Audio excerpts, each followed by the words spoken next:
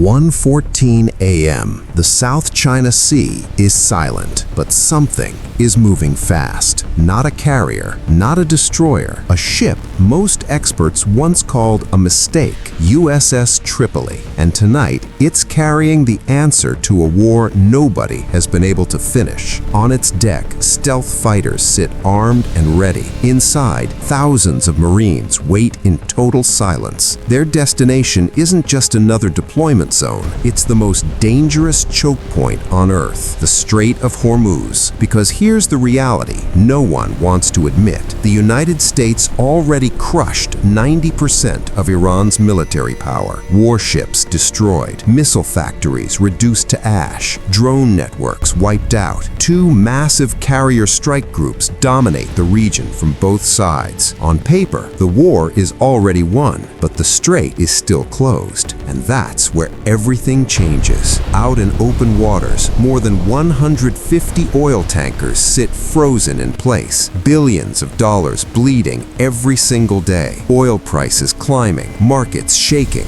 Not because of a navy, but because of fear. Because in Hormuz, you don't need to destroy everything. You just need to destroy one. One tanker burning in that narrow corridor, and the entire global shipping system shuts down. Insurance collapses. Trade stops. The strait doesn't close with force, it closes with fear. That's the 10% problem, and no carrier in the world can solve it. So instead of sending more ships, the Pentagon did something unexpected. They sent Tripoli, a ship that was once mocked, criticized, almost scrapped because it didn't follow the rules. It didn't have the traditional systems. It didn't fight like other warships. But that mistake is exactly what makes it dangerous. Because Tripoli doesn't fight from the sea. It fights from everywhere else. While massive carriers stay far away to avoid risk, Tripoli moves closer. Not because it's stronger, but because it's expendable enough to take that risk. And that changes everything. From 500 miles away, fighter jets waste hours just reaching the battlefield.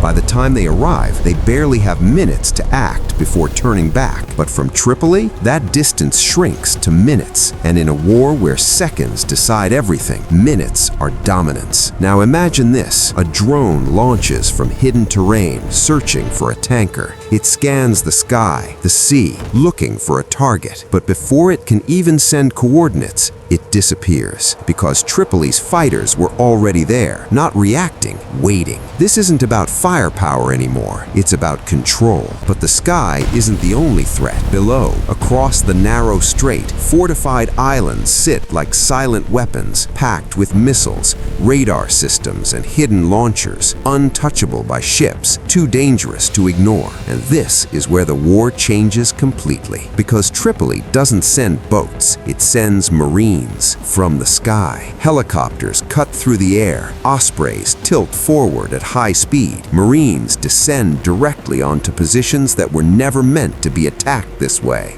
No warning, no shoreline, no predictable approach, just sudden impact. Missile sites destroyed before they fire, radar systems wiped out before they track, forces vanish before a response can even begin. No invasion, no occupation, just precision. And then they're gone. Now, Iran faces something it never prepared for. Defend the islands and the coastline is exposed. Defend the coastline and the islands fall. Spread forces everywhere and nothing is strong enough to stop anything. There is no correct move, because for 40 years, the strategy was built to stop ships. But this isn't a naval attack. It's something else entirely. While the world watches the sea, the real control shifts to land, air, and hidden positions no radar can track. Small bases appear, missile systems deploy, strike zones expand across the entire strait. Suddenly, the battlefield isn't a narrow corridor anymore. It's everywhere. And for the first time, control doesn't require ships inside the strait. It requires presence around it. This is the shift. Before Tripoli, everything depended on waiting, grinding the enemy down slowly while the world paid the price. After Tripoli, the equation changes. Now it's active, multi-dimensional, unpredictable, and impossible to counter quickly. This doesn't mean the war ends overnight. Mines still exist, threats still remain, risk is still real, but the timeline changes. What once looked like months now looks like weeks, and more importantly, control shifts. Because in Hormuz, victory isn't about power, it's about certainty. And 90% is not enough. One mistake, one strike, one burning ship, and everything collapses again. So, instead of adding more firepower, they added a new dimension. Not ships, not just aircraft, but Marines, arriving from angles the enemy never prepared for. And that's why the ship they once called a failure is now the most important piece on the board. Because sometimes the system doesn't need more strength, it needs a different approach. And in this war, that difference might decide everything.